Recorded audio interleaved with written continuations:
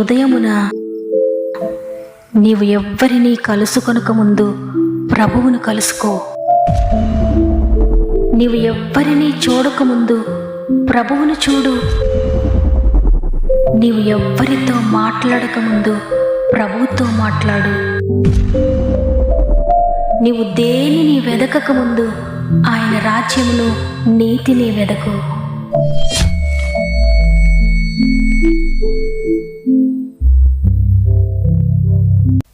Praise the lord.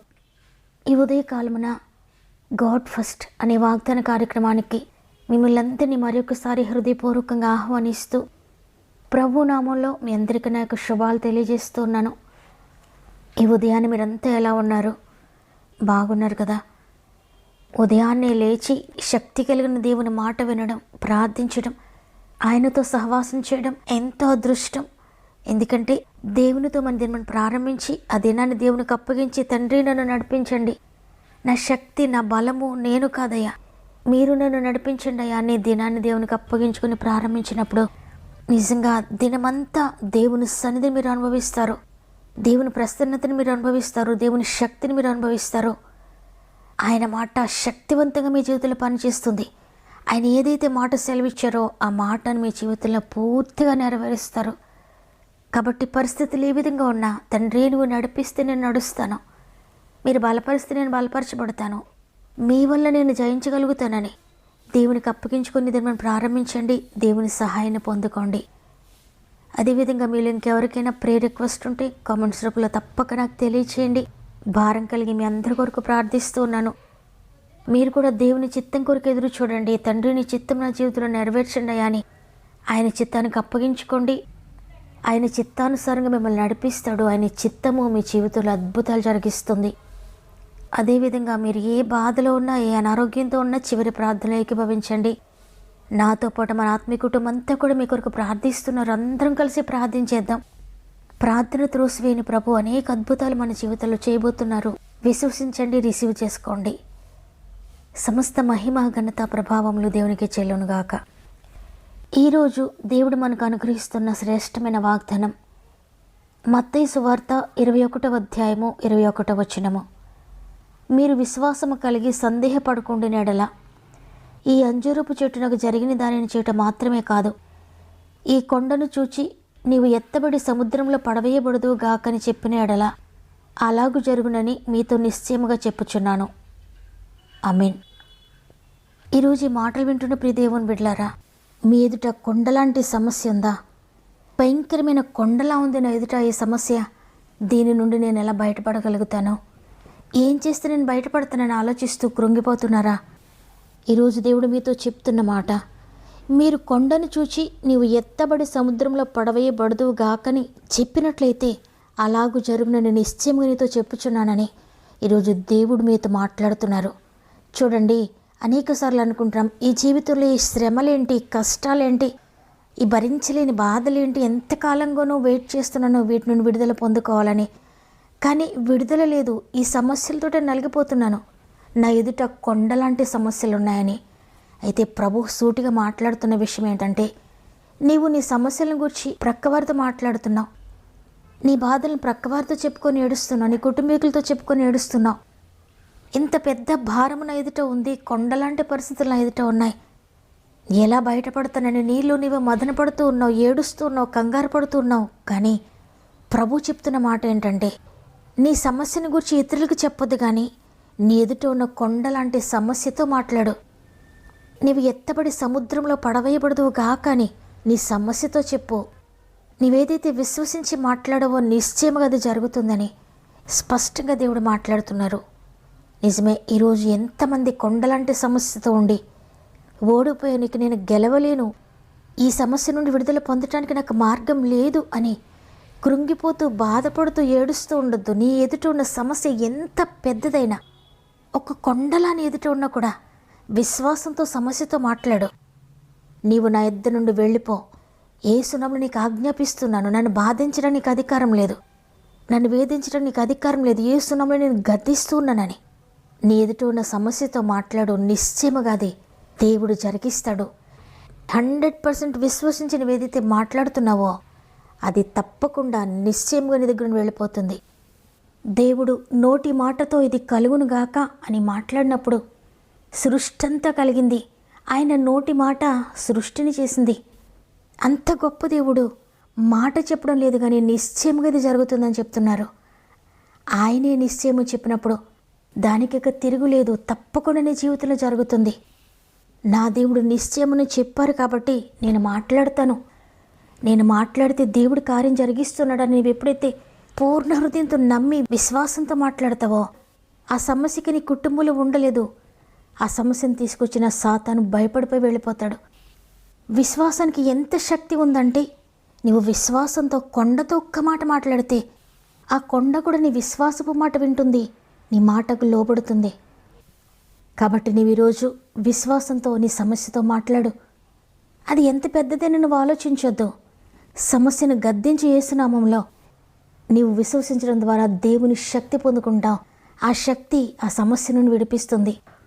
దేవుని శక్తిని తెలుసుకునే యెహోషువ విశ్వాసంతో మాట్లాడాడు సూర్య చంద్రులతో. సూర్యుడిని ఆగిపోమన్నాడు, చంద్రుడిని ఆగిపోమన్నాడు. యెహోషువ ఏదైతే విశ్వాసంతో పలికాడో సూర్య చంద్రులు యెహోషువ మాటకు లోబడ్డాయి. సృష్టికర్త కుమారుడుగా యెహోషువ, నేను సృష్టికర్త కుమారుడుగా ఉన్నాను, నా తండ్రి సృష్టికర్త, నేను ఆయన కుమారుడుగా ఈ సృష్టిని నేను కూడా శాసించగలను అనుకున్నాడు యెహోషువ. అందుకే విశ్వాసంతో సృష్టితోనే మాట్లాడుతున్నాడు. ఆ సృష్టికి కూడా తెలిసిపోయింది ఈయన దేవుని కుమారుడు, కాబట్టి ఈయన మాట మేము వినాలని అవి ఆయన మాటకు లోబడ్డాయి. ఆయన శక్తిని తెలుసుకున్న మోషే కూడా నేను దేవుని కుమారుడుగా ఉన్నానని ఎర్ర సముద్రం ఎదుట వచ్చినప్పుడు, ఎర్ర సముద్రం వారి ఎదుట ఉన్నప్పుడు విశ్వాసంతో ప్రార్థిస్తున్నాడు. తన కుమారుని విశ్వాసాన్ని గౌరవించిన దేవుడు ఎర్ర సముద్రాన్ని పాయలు చేశాడు. కాబట్టి ఈరోజు ఈ మాటలు వింటున్న ప్రియ సహోదరి, ప్రియ సహోదరుడా, మీ జీవితంలో ఉన్న ప్రతి సమస్యతో దేవుడు ఏదైతే మాట్లాడారో అది మీరు కూడా మాట్లాడండి. ఆయన ఏదైతే వాగ్దానం ఇచ్చారో ఆ వాగ్దానాన్ని మీరు మాట్లాడండి. ఆయన ఏదైతే చెప్పమంటున్నారో అది మీరు కూడా చెప్పండి. ఈరోజు మీ సమస్యతో మాట్లాడమంటున్నాడు ఆయన. కాబట్టి మీ ఎదుట కొండలో ఉన్న సమస్యతో మాట్లాడండి. నేను సృష్టికర్త కుమారుడను, నేను సృష్టికర్త కుమార్తెను, దేవుని కుమారుగా నేను గద్దిస్తూ నన్ను విడిచిపెట్టి వెళ్ళిపోనాను. నా కుటుంబాన్ని విడిచిపెట్టి వెళ్ళిపో, నా బిడ్డలను విడిచిపెట్టి వెళ్ళిపో, నా శరీరాన్ని విడిచిపెట్టి వెళ్ళిపో, నా ఆర్థిక పరిస్థితులను విడిచిపెట్టి వెళ్ళిపో. ఇక నా కుటుంబంలో నీకు చోటు లేదని మీ ఎదుట ఉన్న సమస్యతో మాట్లాడండి. విశ్వాసంతో మాట్లాడండి. నమ్ముట నీ వల్లనైతే నమ్మువానికి సమస్తము సాధ్యమే. మీరేది నమ్ముతున్నారో అది దేవుడు మీ జీవితంలో జరిగించబోతున్నాడు. కాబట్టి దేనిని గురించి అయితే మీరు ప్రార్థిస్తున్నారో, ఏది కావాలని మీరు అడుగుతున్నారో ప్రభువును పొంది ఉన్నామని నమ్మి మీరు అడిగినప్పుడు మీ నమ్మిక చొప్పుననే మీ జీవితంలో జరగబోతుంది. ఈరోజు ఎంతమంది ఈ వాగ్దానాన్ని విశ్వసించారో, తండ్రి నేను నమ్ముతున్నానయ్యా, నా జీవితంలో మీరు జరిగించగల సమర్థుని నమ్ముతున్నాను. మీరు ఏదైతే వాగ్దానం ఇచ్చారో అది నేను కూడా మాట్లాడతానయ్యా. మీరు ఏది మాట్లాడమన్నారో అదే మాట్లాడతానయ్యా. అవిశ్వాసపు మాటలు మాట్లాడినయ్యా, నెగిటివ్ మాటలు మాట్లాడినయ్యా, సాతాను పలకమన్న మాటలు నేను పలకనయ్యా, సాతాను మాట్లాడమన్న మాటలు నేను మాట్లాడినయ్యా, మీరు మాట్లాడిన మాటలు నేను కూడా మాట్లాడతానయ్యా అని అందరం కూడా ప్రభు సన్నిధిలో మోకరించి ప్రార్థన చేద్దాం. తండ్రి నీకు వందనాలు. నీ కృపను బట్టి మరొక దినాన్ని మాకు ఇచ్చారు. ఈరోజు మేము సజీవులంగా లేచి నేను స్తుతించగలుగుతున్నామంటే కేవలం నీ కృపను బట్టి మాత్రమే తండ్రి. ప్రతిరోజు నీ మాటతో మమ్మల్ని బలపరుస్తున్నారు తండ్రి. నీ మాట ఎంతో శక్తివంతంగా మా జీవితంలో పనిచేస్తుంది తండ్రి. ఇంత శక్తినిచ్చే మాటలు ఈ లోకల మాతో ఎవరు మాట్లాడతారయ్యా? ఎవ్వరు మాతో మాట్లాడలేని మాటలు మాతో మాట్లాడుతూ మమ్మల్ని బలపరుస్తున్నందుకు వందనాలు. మీరు విశ్వాసంతో ఏది మాట్లాడతారో అది నేను జరిగిస్తాను నిశ్చయము కానీ మాకు వాగ్దానం చేశారు తండ్రి. ఎంతమంది వాగ్దానాన్ని నమ్ముతున్నారో, వారు నమ్మి ఏదైతే పలుకుతున్నారో అదంతా కూడా మీరు ఆమెను అంటున్నారని నమ్ముతున్నాను అయ్యా. నీ చేతులకు మా ఆత్మీయ కుటుంబాన్ని అప్పగించుకుంటున్నాను తండ్రి. ఏ కొండలాంటి సమస్య వారి ఎదుట ఉందో, ఏ బండలాంటి సమస్యలు వారి ఎదుట ఉన్నాయో, ఎంతో కాలంగా వేధిస్తున్న సమస్యలు ఉన్నాయో, ఎంతో కాలంగా బాధిస్తున్న సమస్యలు ఉన్నాయో, ఇక ఎవ్వరూ తీయలేని లోటు వారి కుటుంబంలో ఉందేమో, ఎవ్వరూ చేయలేని ఎవ్వరికి సాధ్యం కాని కార్యము వారి జీవితంలో ఉందేమో, వారి కుటుంబంలో ఉందేమో. పరిశుద్ధునికి అసాధ్యమైంది ఏది లేదు. సమస్తాన్ని సాధ్యపరచగలం గొప్ప దేవుడు వెదుగు తండ్రి. ప్రతి ఒక్కొక్కరిని నీ చేతులు పెడుతున్నాను తండ్రి. ప్రతి ఒక్కరిని విశ్వాసంతో నింపండి నాయన, విశ్వాసపు మాటలతో నింపండి తండ్రి. నీ నోరు బాగుగా తెరువు, దాన్ని నింపుతానని సెలవిచ్చావు. ప్రతి ఒక్కరు కూడా వారి నోరు తెరిచి నిన్ను స్తుతించడానికి, నోరు తెరిచి నీ వాగ్దానాలు మాట్లాడడానికి, విశ్వాసపు మాటలు మాట్లాడడానికి, నోరు తెరిచి మీరేది మాట్లాడమన్నారు అదే మాట్లాడడానికి శక్తిని అనుగ్రహించిన తండ్రి. మరి ముఖ్యంగా ఎంతోమంది బిడ్డలు సమస్యలు శోధనలో ఉండి వారి ఎదుట బండలాంటి కొండలాంటి సమస్యలతో ఉండి నలిగిపోతున్నారు. ఎంతోమంది కామెంట్స్ రూపంలో తెలియజేస్తున్నారు. ఎవరందరినీ జ్ఞాపకం చేసుకోనండి. పరిశుద్ధాత్ముడా ప్రతి కుటుంబంలో అడుగుపెట్టండి, ప్రతి జీవితంలో అడుగుపెట్టండి. ప్రతి ఒక్కొక్కరి మీద యేసు రక్తాన్ని ప్రోక్షించుకుంటున్నాను. ఎంతో ఎక్కువగా శుద్ధి చేసి స్వస్థపరిచే యేసు రక్తము, హేబెల్ రక్తం కంటే మరి శ్రేష్టంగా మొరపెట్టి యేసు రక్తం దగ్గర తీసుకొస్తున్నాను. వారి కొరకు నీ రక్తము మొరపెడుతుందని గ్రంథంలో ఉంది. పరిశుద్ధాత్ముడా ప్రతి ఒక్కరూ విజయం పొందేంత వరకు కూడా వారి పక్షంగా మీరు మొరపెడుతున్నారు. వారి జీవితంలో అద్భుతాలు జరిగిస్తున్నారు నమ్ముతున్నాను. బండలాంటి పాపము, కొండలాంటి వ్యసనము వారి ఎదుట ఉందేమో, వాటితో మాట్లాడడానికి శక్తిని అనుగ్రహించండి అయ్యా. కొండలాంటి ఆర్థిక సమస్యలు వారి ఎదుట ఉన్నాయేమో, అప్పులు ఉన్నాయేమో, వాటితో మాట్లాడడానికి శక్తిని అనుగ్రహించండి. అనేక సంవత్సరాలుగా సఫర్ అవుతున్న వ్యాధి వారి జీవితంలో ఉందేమో, దానితో మాట్లాడడానికి వారికి శక్తిని అనుగ్రహించండి. కోర్టు కేసు అనేక సంవత్సరాలుగా వారి జీవితంలో బండలా ఉందేమో, దానితో మాట్లాడడానికి శక్తిని అనుగ్రహించండి.